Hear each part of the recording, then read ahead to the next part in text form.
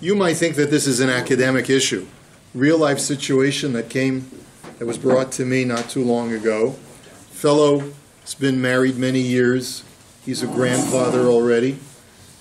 And he says, I had an interesting thing happen to me a few years ago, and I really never looked into it, and I figured I should. My mother told me after I was already an adult and married with my own children that, back in the day, whether it was in the 50s or the 60s, my mom and dad were having trouble conceiving. And so my mom went to the doctor one day, and he said, here. And he gave her an injection of some semen from a donor bank, and he said, now go home and have a good time with your husband, or with your wife, right? Go home and have a good time with your husband. Yeah. This is what he told the mother, right? And 9 months later, this guy was born. So this is the husband and wife are married, and this fellow was born from his mother's egg for sure. Unclear whether it's the father's semen or whether it's the semen of a donor. One thing is interesting is that he doesn't look anything like his siblings. That's a joke in the family that they've always noted. He's got totally different complexion, different shade of skin color and everything like that. So that's an interesting thing. What would be the ramifications? Well, I just want to know, does that mean that my mother had a child from another man while she was married to my father? Isn't there a law about mamzer in the Torah? That's what they call, in the hood, that's what they call mama's baby, daddy's maybe. There's a song like that. And so what do you do about that? Is there a din of mamzerus?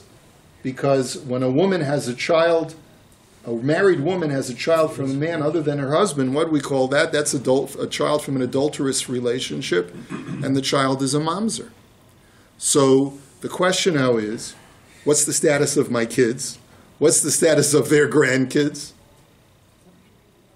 It could really affect all future generations. So what do we do about this? Rabbi, along the same line, probably not quite the same thing. There's been some kind of movement in Israel, particularly where some of the girls who are reaching the age of 39, 40 are saying, I'd like to have a baby, but I don't have a husband. Right. Same sort of idea. Well, it wouldn't necessarily be as big of a problem because she's not a married woman. Right. So one thing we have to clarify is what types of relationships create a mamzer? Create bastardy, actual bastardy. There was no relationship.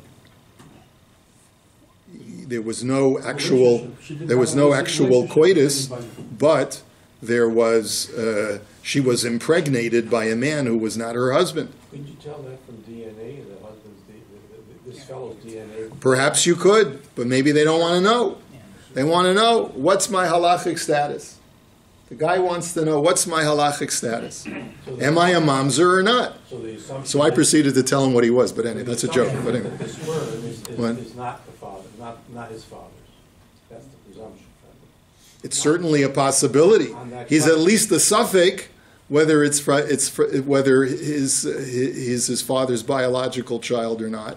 Certainly, it's a suffix. You can't rely on rov be'ilos achar habal in this situation like this, because since they were having trouble conceiving, and boom, all of a sudden, now the wife conceives, it's a little bit suspicious. It certainly throws suspicion on the father, at least suspicion on the father being on the husband being the father. The semen came from a goy? Does it make a difference whether it came from a goy? So let's see. That's also a good question. So first we have to clarify the halacha. The halacha is in a Mishnah in Maseches Kiddushin. The Mishnah says, I have that underlined for the line underlined in source number 1. V'chol mi she'ein la alav kiddushin, aval yesh la al acherim kiddushin, havlad mamzer. That any woman who cannot legally be married to the man in question with whom she's having relations, but can legally be married to another man, right? So since there's no what's called tfisas kiddushin, there's no ability for marriage in a certain forbidden relationship, the product of that union is a mamzer. Ve'ezeh, zeh haba el echas mikol ha'arayos shebatorah. This is a man and a woman who are arayos to each other. We know what an erva is. It's one of the forbidden relationships in Parshas Acharei Mos, either incest or a married woman, right?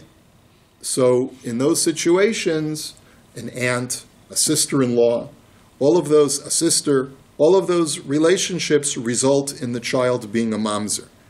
And as the Shulchan Aruch points out in Siman Daled of Even HaEzer, Sif Yud Ches, sorry, that's not Sif Yud Ches, it's, I think that's a misprint, I think it's Sif Yud Gimel. But Ezehu Mamzer, Zeh Haba Me'echas Mikol Ha'arayos. What is the definition of a mamzer? It is a person who has a relationship with any erva, bein b'chayvei misus, bein b'chayvei krisus. Whether the penalty is capital punishment, let's say a married woman and a man, or whether it's only kares, such as having relations with one's sister.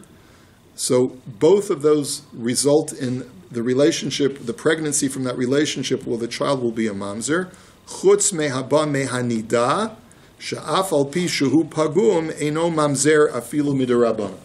The only exception for a forbidden relationship where the penalty is kares, in which case we say the child is not a mamzer, is if a man has a relationship with a nida, and she becomes pregnant. Now, when we say a nida, what we clearly mean is not a woman who's actively menstruating because she can't conceive. What we're referring to is a woman who has had menses and has not gone to the mikveh. So she may be fertile right now, but she's halachically a nida. Even though there's an isser kares to have relations with her, nonetheless, the child that is born from that relationship is not a mamzer. Sif Yud Ches says, Yisrael shenasa mamzeres o mamzer shenasa Yisraelis havlad mamzer la'olam. And the reason why the stakes are riding so high on this is because if that poor guy, whose mom was artificially inseminated, is a mamzer, then he passes the mamzer gene onto all future generations, regardless of which person his kids marry. So if I'm a mamzer and I have a child, that child is a mamzer, even though I married a kosher woman. And the same thing if she's a mamzer and I'm kosher. Same thing. And that child will be a mamzer, and no matter who he or she marries, their children will also be mamzerim. So this is a very serious stigma to overcome. So Sif Yud Tes, this goes to Lazer's question, Ovdei kochavim ve'eved shabo ala mamzeres avlad mamzer, ve'im bo al bas Yisrael bein penuya ben eishes ish avlad kosher upagum lekahuna. So, what the Shulchan Aruch says is that this is only the halacha if a Jew has a relationship with a mamzer. That's the child is a mamzer. Or if a Jew has a relationship with an erva, the child will be a mamzer. But if a Gentile has a relationship with an erva, let's say a married woman, or someone else that is forbidden to him, so then the halacha is that a Gentile's impregnation does not result in mamzerus. So we've already eliminated a large percentage of our shaila just by learning that one halacha, which is that you can probably fairly assume, and Rav Moshe will talk about this shortly, you can fairly assume that if a woman was living in New York City, let's say, back in the early 1960s or the late 1950s when this fellow is born, there's a better than good chance that the sperm donor was a Gentile. And because the sperm donor was a Gentile, even if we were to argue that if the sperm donor to a married woman would produce a mamzer, since the sperm donor was likely a Gentile, we could rely on the fact that it's a Gentile and therefore deem this person not a mamzer. If this person was a woman, however, there could be a shaila that could she marry a Kohen, right? Could she marry a Kohen if it's a daughter? because granted she's not a mamzer, but any time a person's father is a Gentile, the daughter from a relationship where the father is a Gentile, she's 100% Jewish, but she's puzzled to the kahuna. This becomes, by the way, a very big issue when you have, with shidduchim. I know from personal experience. Your son meets a lovely girl, she's beautiful, all alamilas, and she's 100% Jewish, but she's a balas tshuva. Her father is a convert. Her father is a convert, but he only converted after she was born. Right? So what do you do in that situation? She can't marry a Kohen. Interesting. That's a different shaila. Now, before we go any further, let's look at a fascinating story that is found in the Medrash about a man whose name is Ben Sira. Now, Ben Sira is a book of wisdom that is referenced by Chazal. It is also considered to be part of the Apocrypha in certain religious traditions, which means that it's considered to be a book of wisdom and also part of Sfarim Chitzoniyim, apocryphal books. That means books that are written in the same time as the Sifrei Tanakh, but were never canonized as part of the Bible because Chazal deemed it not written with Ruach HaKodesh or Nevuah, but rather written with wisdom. Chazal say about Ben Sira that he was a very wise man, and many of the aphorisms that he wrote very much are similar to the aphorisms of Shlomo HaMelech. But whereas Shlomo HaMelech wrote his aphorisms with Ruach HaKodesh, Ben Sira did not have Ruach HaKodesh. He was just a really smart and wise man. Okay? So that's why it's not part of Tanakh, but there's a lot of wisdom in it nonetheless. There's a medrash that tells us who Ben Sira was, and believe it or not, he was the son and the grandson of Yirmiyahu Hanavi. How do you know if somebody has Ruach HaKodesh? That's a separate question. Separate question which we're not going to deal with tonight. Okay. So once again, he was the son and grandson of Yirmiyahu Hanavi. What do you mean, the son and the grandson of Yirmiyahu Hanavi? What do I mean by that? Anyone ever see the movie Chinatown? That's a separate issue. Yeah. Anyway, so Keitzad Pirshu Chazal Ose Gedalos Ad Ein Cheker. So take a look at this medrash. It's in the medrash called Alpha Besa de Ben Sira. How do Chazal interpret the pasuk that is found in Tehillim that God does Gedolos Ad Ein Cheker? God does great things beyond calculation. Keneged Kol Yitziro Sheba'olam. This refers to all of the different creations of the world. V'niflaos Ad Ein Mispar, which is the second part of the pasuk, that God creates wonders beyond number that are innumerable. Keneged Shlosha Shenoldu Below Shechivas Horasa Mim Adam.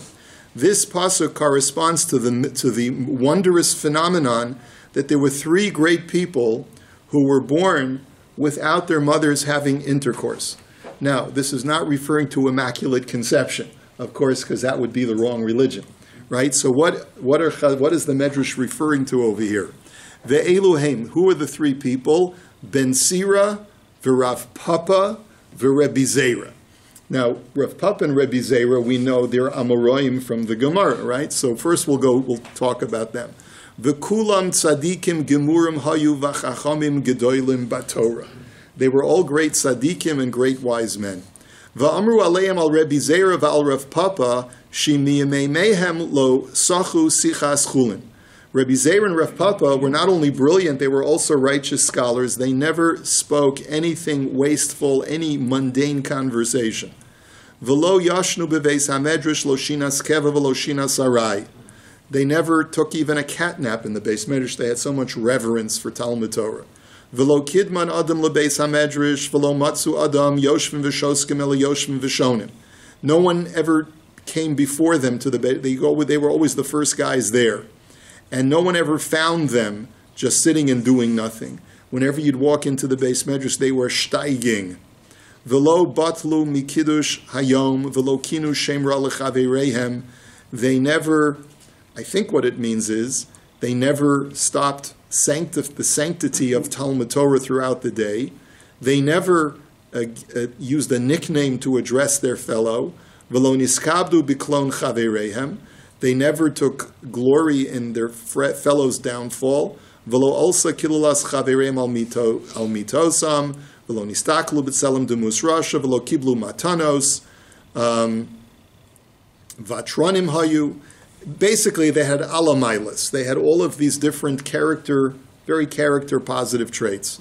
L'kayim mashenemar lahanchil oya vayesh va'otzroseim amalei. That God gives His beloved ones tremendous assets. V'heichel dasan imam below baal. So how did their mother give birth to them without a husband? Amru pam echas holchu lebeis hamerchatz v'nichnas lahen bekubasan zera mi Yisrael v'nisabru v'yoldu mehem v'lo hayodim mi haya avihem. So the answer is that their mothers went to a public bathhouse, and there was some residual semen from a man's discharge that had been in the bathtub before them. This discharge entered into their bodies, and they became pregnant as a result. Question that arises scientifically whether this is even possible. And not only is this something that you should be skeptical about medically, but even the poskim actually challenge whether this was scientifically possible. There's a whole discussion in some of the achronim. But be that as it may, the Medrash says that it happened, and this could, by the way, even be a polemic against Christianity. It could be a polemic against Yashka. What, Virgin Mary? What are you talking about? She took a bath one day. That's how she got pregnant. But anyway, Aval ben Sira, and by the way, and look, and also it's a defense of Rav Papa and Rebbe Zera. Rav Papa and Rebbe Zera never knew their fathers. So they were born from mothers who were born out of wedlock, right? And yet you can sometimes have the greatest tzaddikim that are born from, these kinds of situations.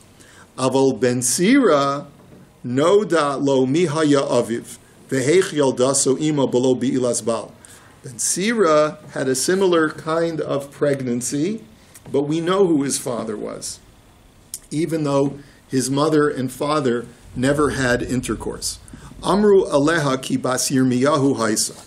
So who was his mother? She was Yirmiyahu Hanavi's daughter.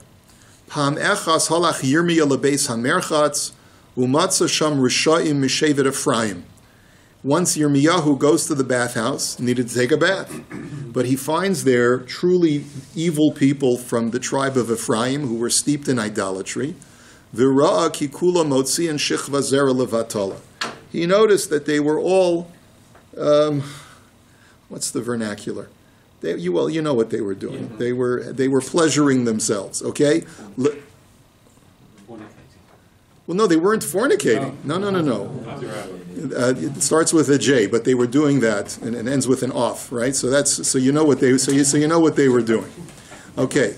Lefik shekol shevet Ephraim ba'oso hador rishoyim hayu sheken ksiv bo vayas hara be'enei Hashem. The people of Shevet Ephraim were bad people. They were self-indulgent, evil people. The kaven shara osam hischa lahochicha. So Yirmiyahu, what does he do? He gets up in the mikveh and he starts giving them musar. What are you guys doing? Come on, this is terrible behavior. How can you do this? So miyad kamu alav va'amru mipnei ma hochachtani chai derech be'er sheva shelo tazuz mikan ad sheta'aseh kamoni. So some guy gets up, and I guess the band leader, and he says, Chai derech Be'er Sheva, some kind of exclamation by the life of the path, the road to Be'er Sheva. You're not going to move until I make sure that you do the same kind of behavior as we do. Amar lahem hanichuli ve'eshba lachem shelo agal davar ze la'olam. So Yirmiyahu he's very scared, and he says, leave me alone.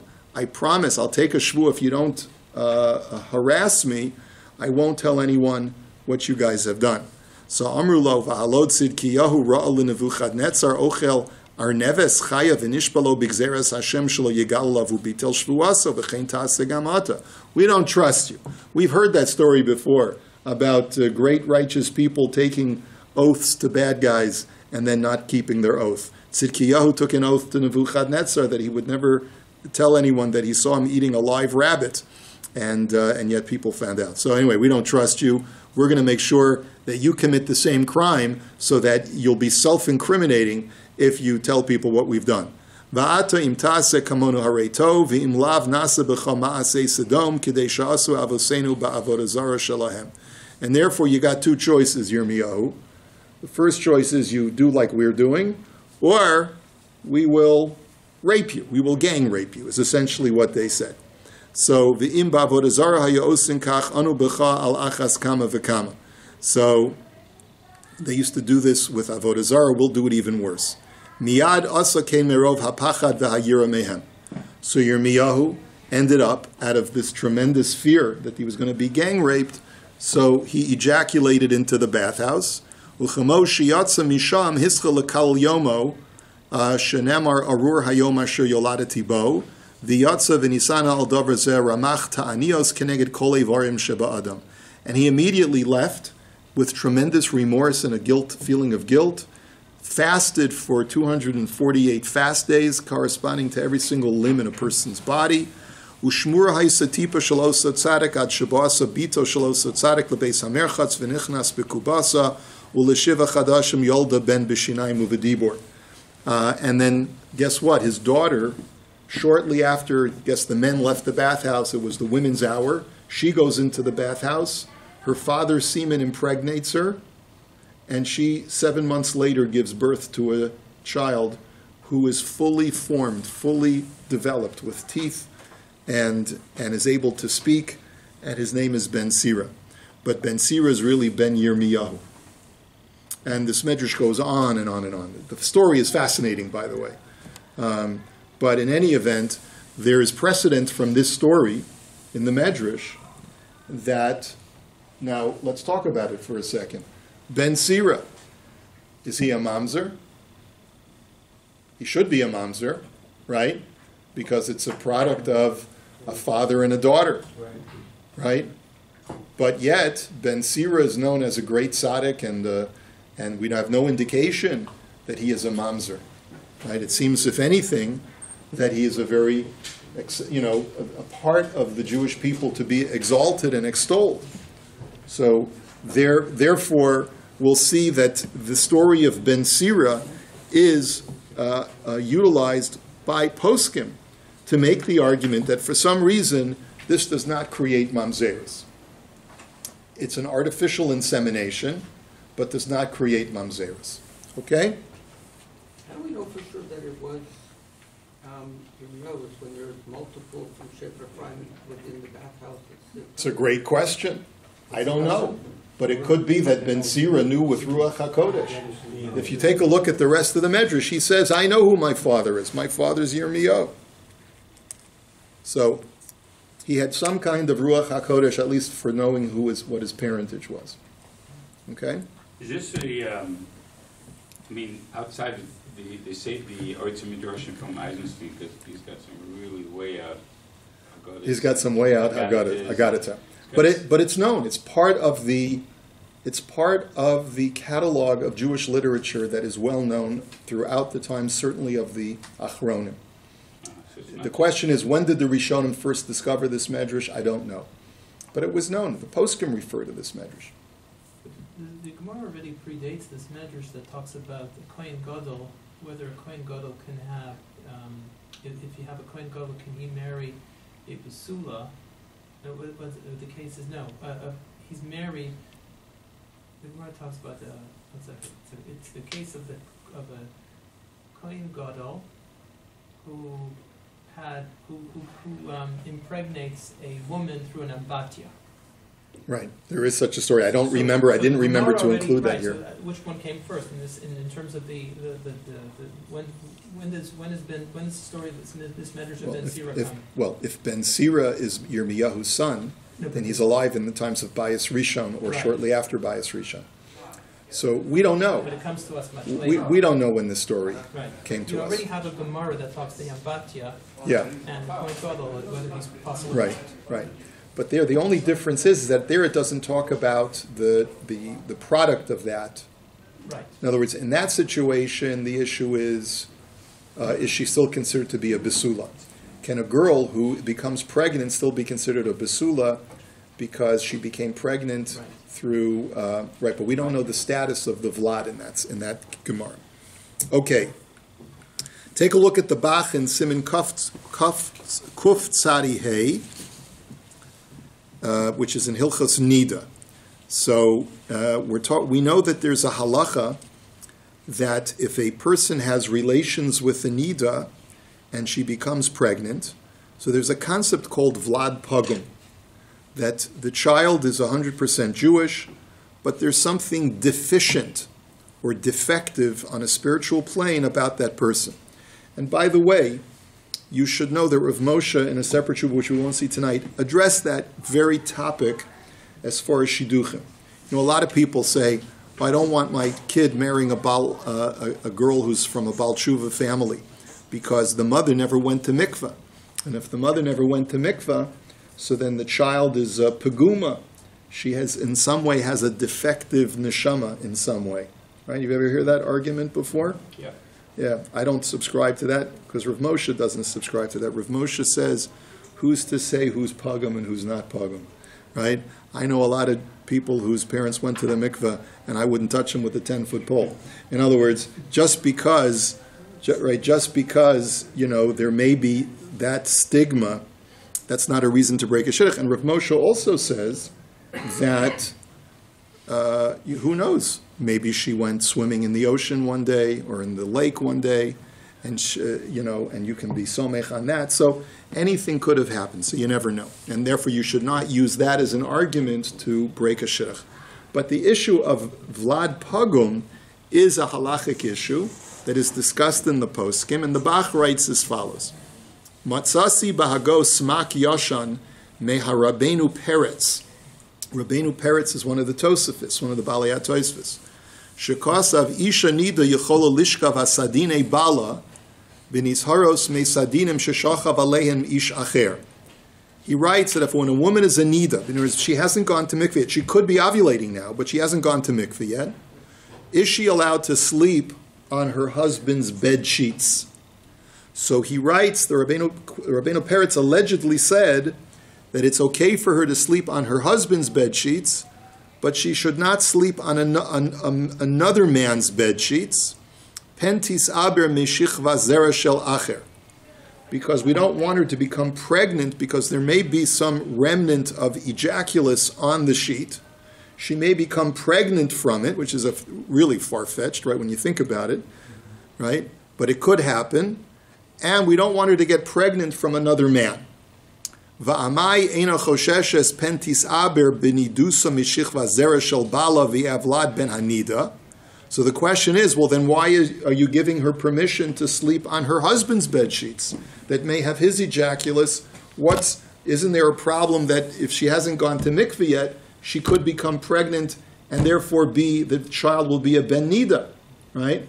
So he writes, v'heishiv kiven de'ein kan bias iser havlad kosher legamre, afilu tisaber mishichva zera shel acher. And the answer is, says Rabbeinu Peretz, is that no matter who she gets pregnant from, as long as there was never intercourse, the child will not be stigmatized in any way. Not from her husband, and not even from another man. The child is not stigmatized with any kind of pegam. Ki halo ben sira kosher haya. Ela de mishichva zera shel ish acher kabdinan ahavchana gzera shema yisa achos me'aviv ki de'isa biyavamos ad kan l'sham. Well then, and what's my proof? Because Ben Sira was a kosher, he was not a mamzer, and yet he was born from his father and his sister, and yet he's still kosher. So we see therefore, because there was no intercourse involved in his conception, therefore the same thing would be true. Well then, if that's the case, asks Rabbeinu Peretz, why then can't she sleep on another man's dirty bed sheets? And the answer is, it's only a lichatchila. Lichatchila she shouldn't, because what could potentially happen down the road? Potentially, if, let's say, this guy who's not her husband, she sleeps on his bed sheet, she gets pregnant from his sperm, and then he has a daughter.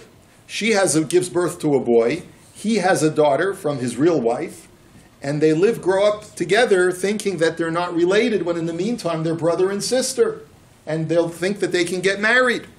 So in order to make sure that mistakes like that don't occur, do not allow a woman lechatchila to use another man's ejaculus to get her pregnant.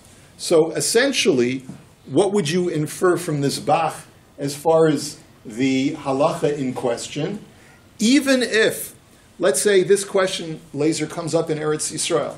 So let's say in New York City we could be samech on the fact that the donor sperm was from a goy. Not a problem, child's not a mamzer.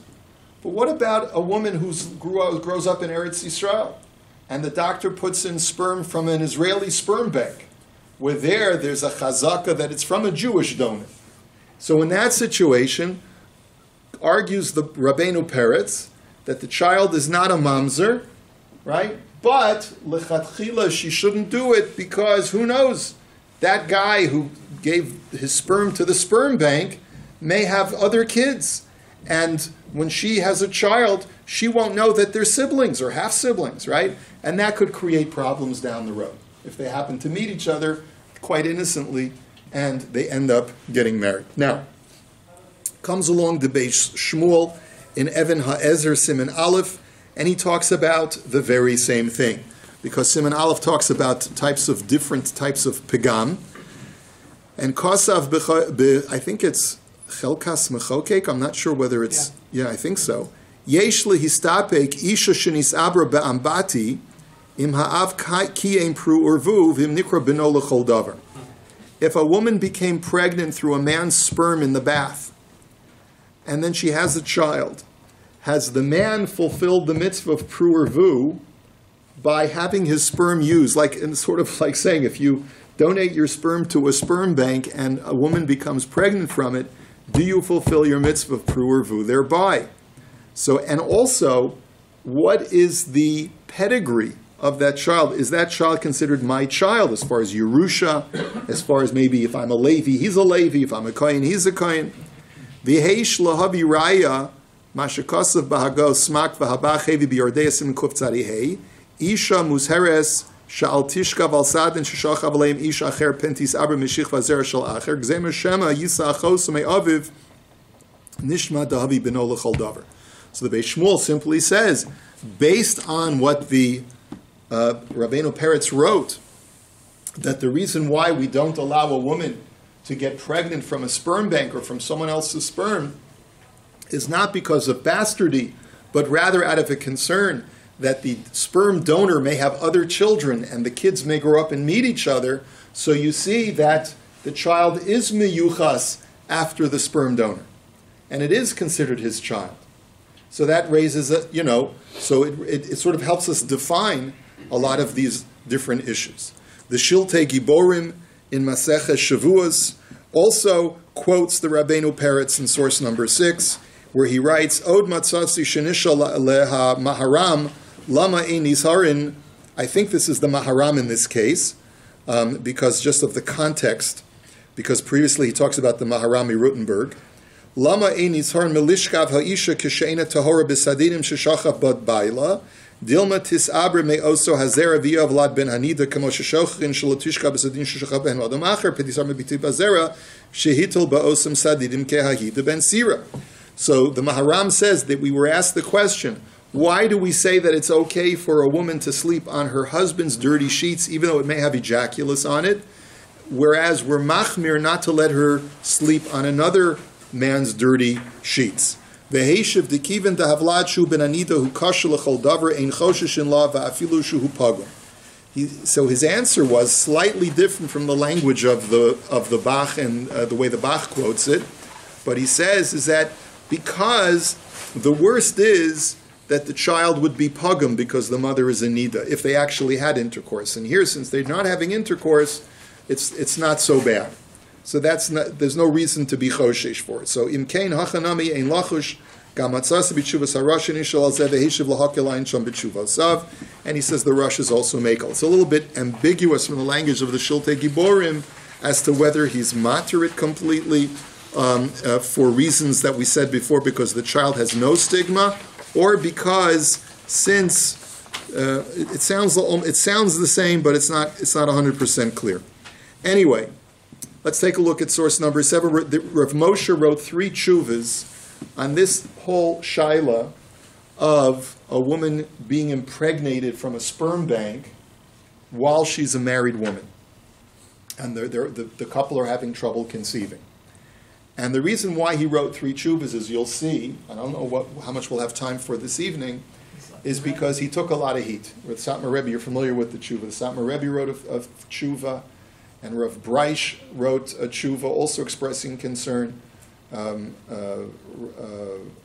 Shlomo Zalman Auerbach also took issue with Rav Moshe, and Rav Moshe came down very, very strongly to say that not only is there no shaila of mamzerus whatsoever from Rabbeinu Peretz, but also he said that in certain situations, even lichatchila, if a couple is having trouble getting pregnant, it would be okay for a woman to use a sperm bank to help her get pregnant. So let's take a look. Let's take a look at Rav Moshe's arguments. He actually preferred a goy Yeah. to a Jew.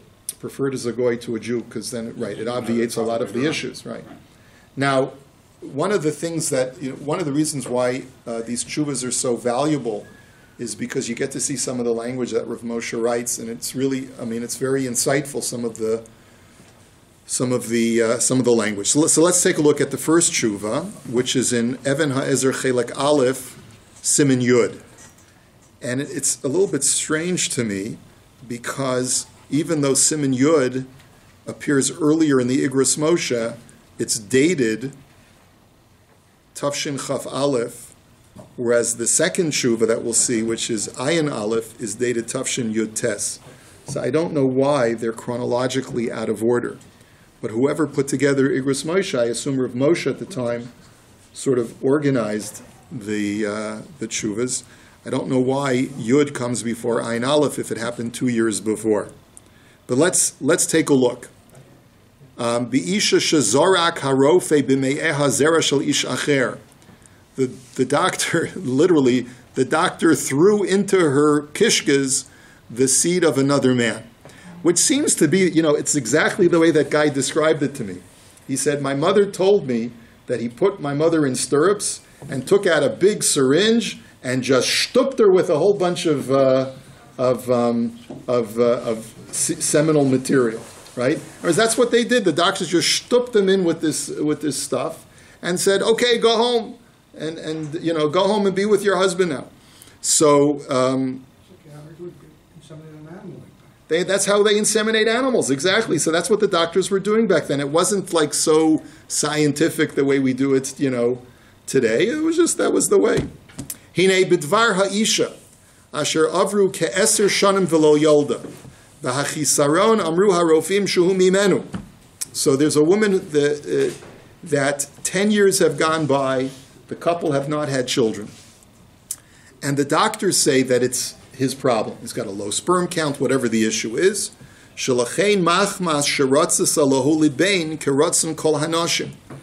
Now she wants to have a child.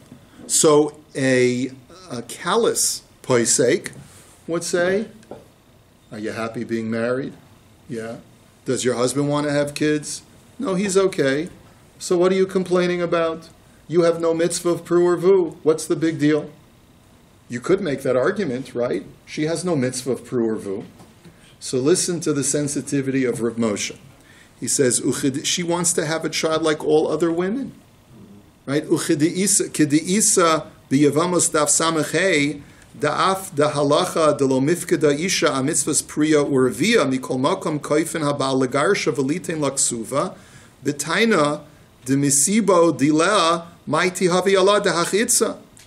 He says, because a woman has a right to complain that I am entitled to a divorce if you can't give me children.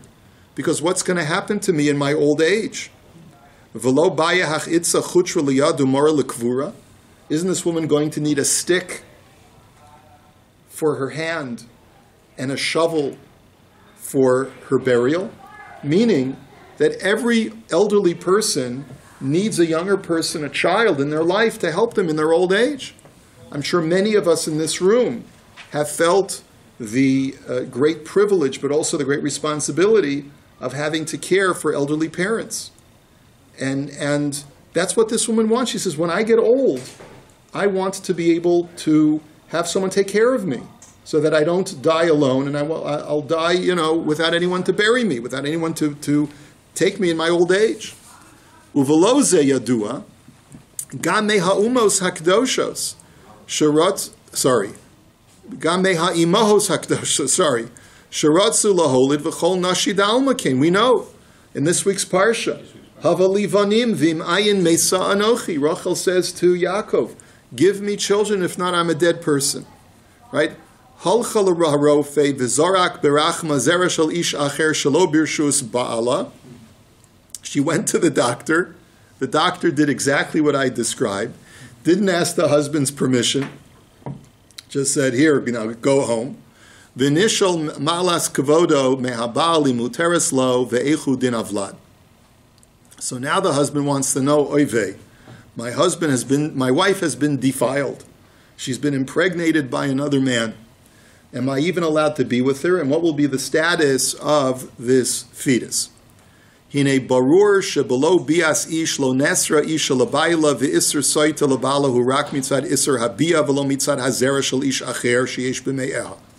So Rav Moshe, these are the most important words because he says it very emphatically and unambiguously. He says it is quite, and by the way, this is not agreed to by all, which is why this is such a controversial topic. But Rav Moshe says emphatically, it is clear that without intercourse, a woman is not forbidden to her husband, because the whole idea of a woman being a sota is because of the intercourse, and not because of her being or having foreign seed placed into her body. The imbala ish acher af bebiya shelo yatsa zera va'af b'shelo kedarka nesral bala midin sota. V'imba zera legufa shelo mibiya kambati sheniskar begemara shelo nasa isr znus lo nesral baila. The only thing that prohibits a woman to her husband is the act of intercourse. And that intercourse does not have to result in ejaculation of semen. The very act of intercourse, regardless of whether it finishes or not, is the thing that causes a woman to be usher to her husband. But the deposit of semen is not the thing that makes a woman usher to her husband. She's not at all usher, as we see from the Gemara about the Ambati. Right? There's no znus there. V'chein havlad hu kosher, shegam mamzerus hurak kishahaya al yedei bia. And the vlad is kosher because mamzerus is only a product of intercourse. Va'af shehavlad mamzer af ba'ofen shedavkum nachrim ze bazu shelo avru al ha'isr mishum shahayu anusim mikol makom hayazeh derech bia shehu znus. He says, now we do have a case of where two people are forced to cohabit. And the Gemara says there that if they are forbidden to each other, like a brother and sister are forced to cohabit under threat of death, if they do, the child is still a mamzer. But that's different, says Rav Moshe, because in that situation, at least there was coitus. And therefore, that's the reason why the child is a mamzer. Aval binis abra ayidei shenichnas hazera shel acher b'mei'eha be'ambati shenizkar b'gemara uchahada osin harofin bizmanenu eino mamzer. But not in this case. There was no physical contact. Va'af shahaya zera shel echad mikroveha kagon me'avia v'chamia ve'acheha. And he says, and that's true even if the semen came from one of her relatives, which would normally result in mamzerus. Uchiyadua sheben Sira nolad Cain, and as we know the story of Ben Sira, that's how he was born, from his father and from his sister. Umefurish betaz yeredeas in kuf tzarei hesif katan zayin v'chein bebach shehevi me'agas smak b'shem Rabbeinu Peretz dikiven de'ein kan bias iser havlad kosher legamrei afilu tisabra mishich vazer shel acher. He brings the whole story about Ben Sira. We know the Bach, right? Ki halo Ben Sira kosher haya v'chein mashma b'bei Shmuel be'evan ha'ezer sifkat yud u'v'chalkas mechokek sifkat ches. Uma shehevi ba'otzar haposkim sham sifkat membeis b'shem Sefer Bar Livoy.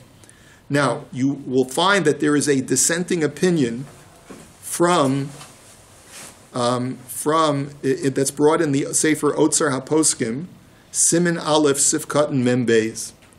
And it's brought down from a Rav who wrote a sefer. This was from a Rav Horowitz, the Stanislav Rav, known as the Sefer Bar Levoy. The reason why I'm fascinated with this is because that's where I'm descended from, the Horowitzes of Stanislav. My great-great-grandfather was the Stanislav Rav Horowitz. So it's either him or his father who wrote this sefer, and he is more machmir. All the Horowitzes are related. Anyway. Uminchas Yechiel Shecholkin, Eino Klum. So Rav Moshe dismisses those other shitas. The Sefer Bar Levoy, the Rav of Stanislav, paskind, that if a woman is nisabra ba'ambati, the child is a mamzer. Okay? Uma shehiksha da'avlad mamzer eno mishum hanoas bia, hu hevel.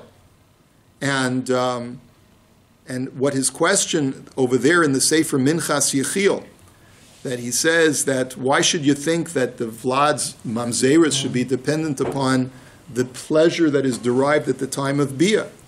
He says that's a nonsensical question. Da'af she'eno mishum hanoas bia, v'alvadei dafka mishum biahu. Dihu davar ha'aser k'disa b'lashon hagasmak ve'en lochush lazeh klal. He says, but the whole question that he asked is a malformed question. It's got nothing to do with the pleasure that is derived from the act of intercourse, but it's rather got to do with the act of intercourse, regardless of whether it was a pleasurable act or not. But if there was no intercourse whatsoever, there's no question, there's nothing to talk about, and we completely discard these other shitas in the light of Rabbeinu Peretz. What if the semen came from a mamzer? Even if the semen came from, it would seem, even if this, well, It's in the DNA, if it gets passed. right.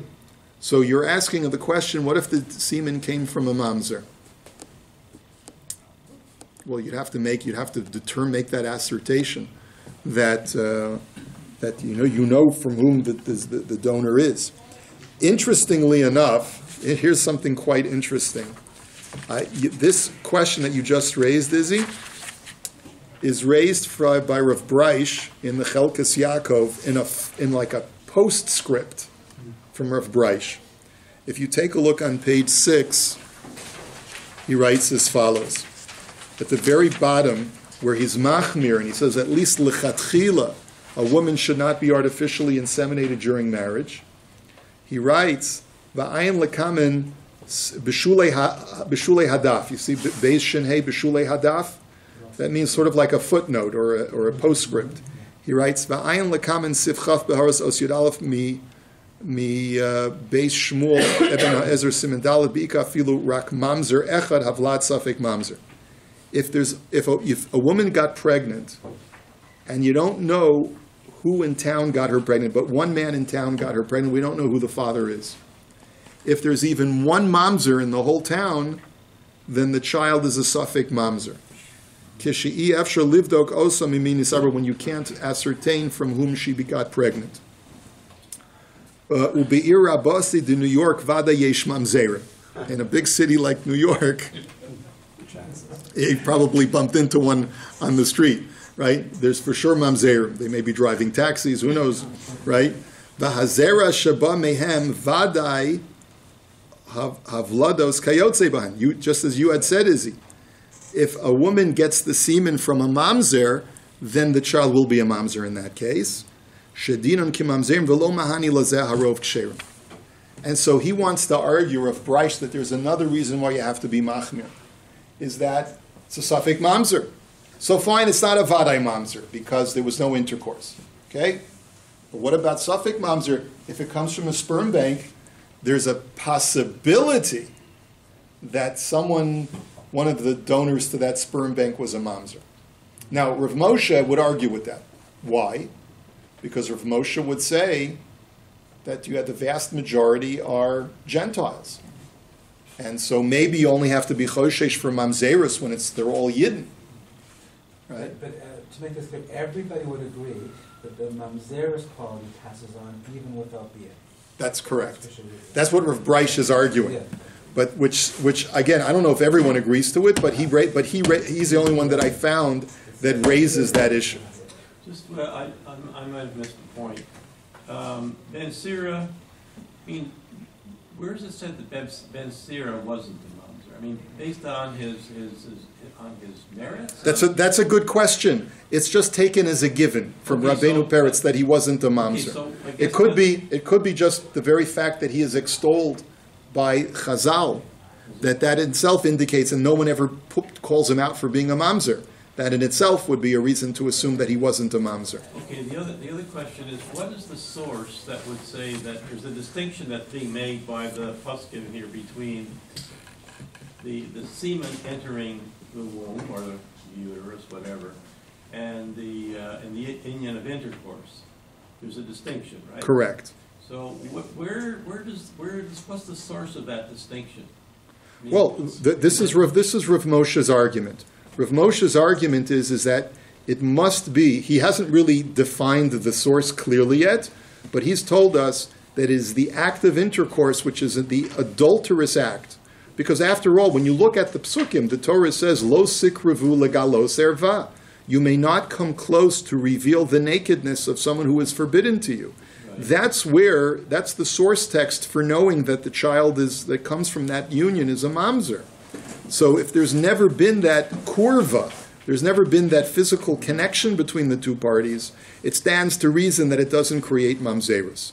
Perhaps we'll get a little bit better clarity, but your question is very well taken because the Satmar Rav was very much in disagreement with Rav Moshe, and he felt that it does create mamzerus. But fortunately, Rav Poskim go like Rav Moshe, and Udiime, and all of the other Poskim who go like Rav Moshe. I think I saw that Rav Moshe's basis is that he disagrees with the Minchas Chinuch in terms of what is the mitzvah of Puravu, in that Rav Moshe says that the mitzvah is completed at the time of Biyah.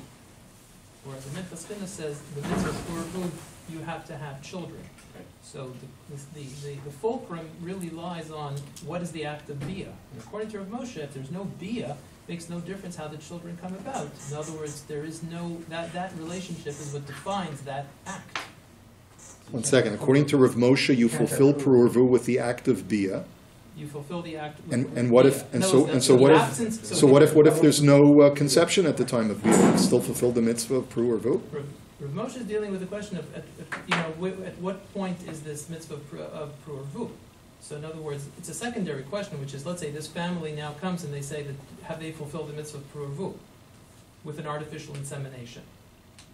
Right, we saw someone ask that question, right? We just saw someone ask that. So Rav Moshe is really, he says that it's really the Maisa Biyah that one has to look at. So if there's no Maisa Biyah but there's a vlad, then there's no Puravu? There may not be a Puravu, right.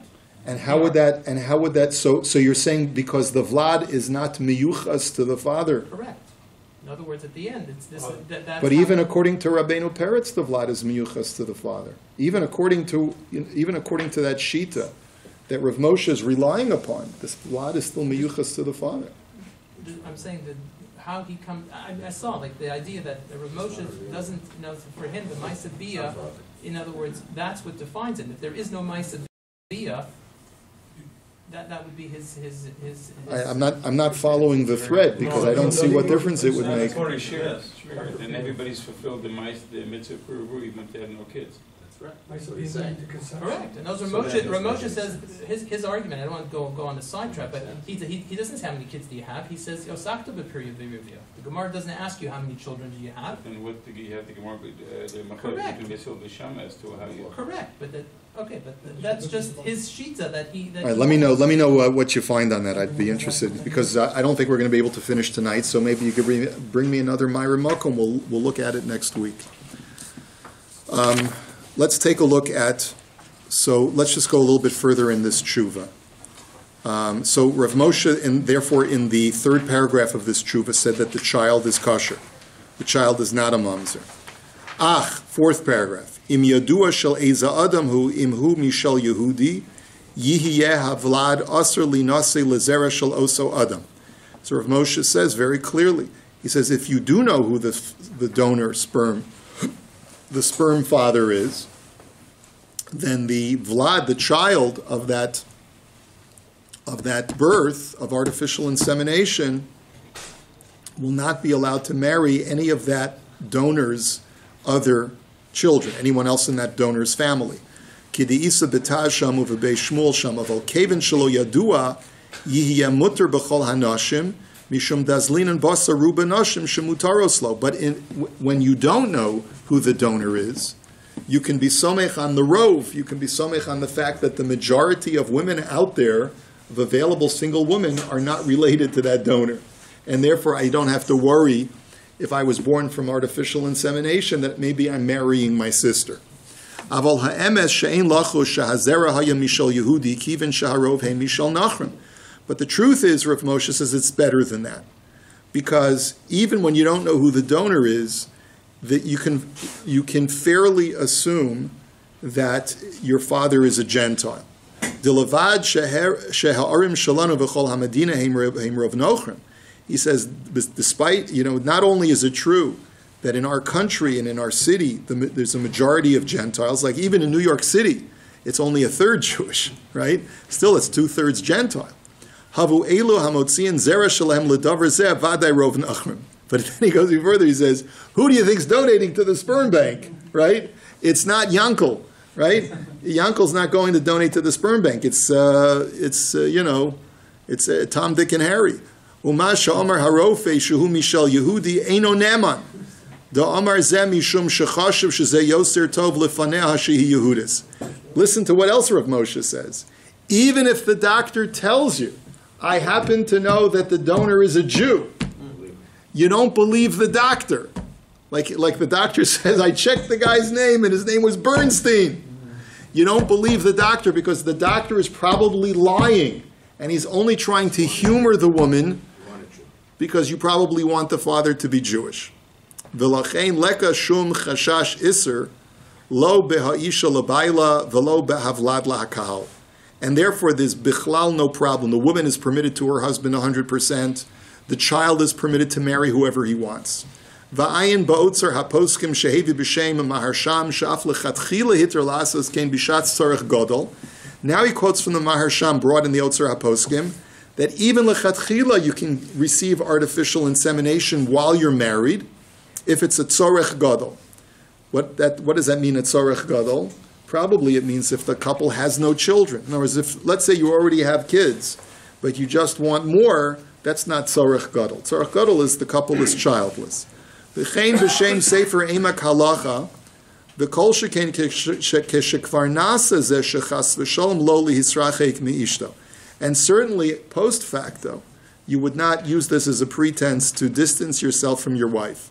Vim havlad tiya bas imuteres lekuhuna yish gam kein letzadet lahatir. Now, I'll go even further, says Rav Moshe.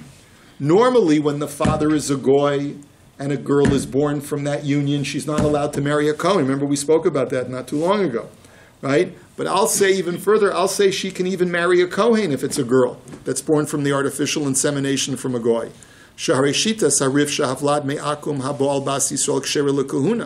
Because number one, you have the Shita Sarif, which you can be Somechan. Va'af lahashulchan aruch simin dalas if you tesha pasul lekahuna harehacha yesh safek lahachelkas mechoykek shema in shach klal lebal hazera shelo nikra beno. He says the chelkas mechoykek says, but maybe the child is not meyuchas after his father at all when it's from artificial insemination. That's what, Laser, you were arguing, that the child is not meyuchas after his father at all.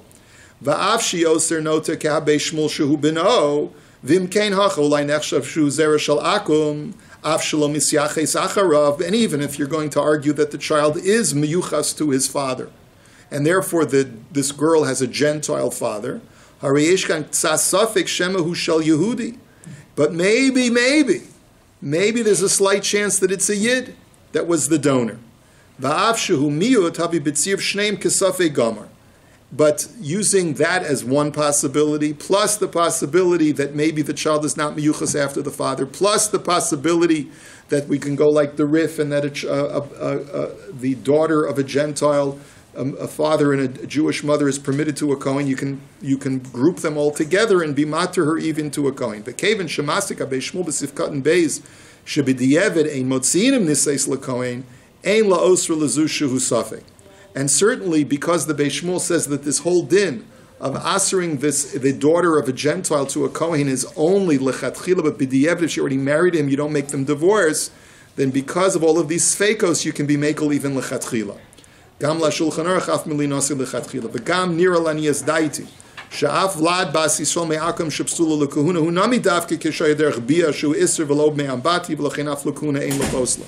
And finally, Rav Moshe says, this is fantastic. He says, maybe the whole reason why she's usher to a Kohen is because of the bia that her mother had with a goy, not because of the fact that her father is a goy. And therefore, when there was no bia, when there was no intercourse, maybe that's another reason to say that she can marry a Kohen. Aval habalim eno rotza lazun oso yiapoter v'chein yiapoter mehotzas haleda urefuasa shaydezeh kivin shasa zezeh shalo birshusa. Final thing Rav Moshe gets to is the bill for all of this. He says, listen, in reality, she did not ask her husband permission to do this. So if he says, I'm not paying for this kid, I'm not paying for the medical treatments, I'm not going to pay for his yeshiva tuition, I'm not paying for his groceries, he has a right to make that argument. Why? Because she didn't ask permission to have this procedure done. And since she didn't ask permission, financially, she's on the hook. This guy, the husband, sounds like a real uptight guy, but... So this tshuva is based in America. So that's why I said, in Eretz Yisrael, if a woman gets artificial insemination in Eretz Yisrael, maybe there's more to deal with as far as whether lichatchila she would be allowed to do it. But then this would Everyone would agree that b'diavad, the child is kosher. The question would be, lichatchila, do I have to worry about the concern of maybe the kid will get born and then he'll meet his sister? But his is based on a goy. Listen again, Robert. It's true, his tshuva is based on a goy, but that's only to be materit lechatchila. Even if you know who the father is, even if the father was an erva to the mother, the child is not in any way tainted, right? So that's not an issue. It could be a Yisrael, it could be a goy, it could even be the woman's brother who's the sperm donor. The child will not be a mamzer in any situation, regardless of who the person is, unless it's a mamzer mamish, right? So therefore, in Eretz Yisrael, the only question that would remain for us is lichatchila. Do you have to worry about the Beis Shmuel who says that lichatchila a woman shouldn't do this because maybe when the child grows up he'll fall in love with his sister, But it's not realizing it's his sister. That's not a full sister. That's a half. A half a sister is still an erva. What do you Okay. call him after the Torah? Under what name? You don't know his father's name. That's a whole shaila about how do you call up someone when you don't know, when it's daddy's maybe, when you don't, or a woman just comes and she gets pregnant. There are a lot of women today, like Alan said, there are women today who say, I've opted not to get married, I haven't found Mr. Right, but I want baby right. So they'll go to a sperm bank, get impregnated, and have a child. What do you call up so that's a whole shaila. Some say you call them up with the mother's name, but that's bizarre. And others say you call him up by his grandfather's name. So that, or you can call him Ben Avraham. Different shittas on that. Okay, I think we should, there's much more to see here, so maybe we'll say